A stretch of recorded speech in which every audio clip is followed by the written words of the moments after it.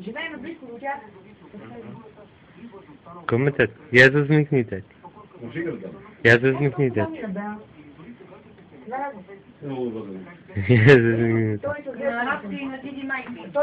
Мише. С мъжа и се познават повече.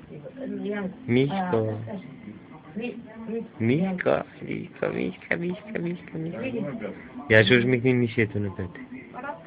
Я ще усмихни на тати мишето. Вади. Я се усмихни на тати. Я бубовките, тати, бубовките. Доста по-малки, като едно 5 години. Аз съм най-малката, 5 брати и една родителите. Аз съм най-малката от всичките. Кой те си? А пък Гошо е най-големи. Кой мисли? Много добър си андорник. Къде тръгна Мишо? Айде нунката ти. Чучи.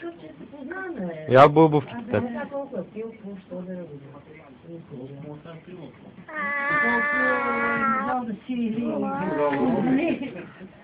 То му се е много пило. Едно пъти работил човек, знаеш това гледаха си крави и си спомням, имаха крави. Ема то на времето във всяка къща си имаше крави.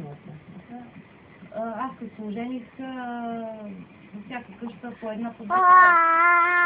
За 30 години се ликвидира кравите почти от цяло село.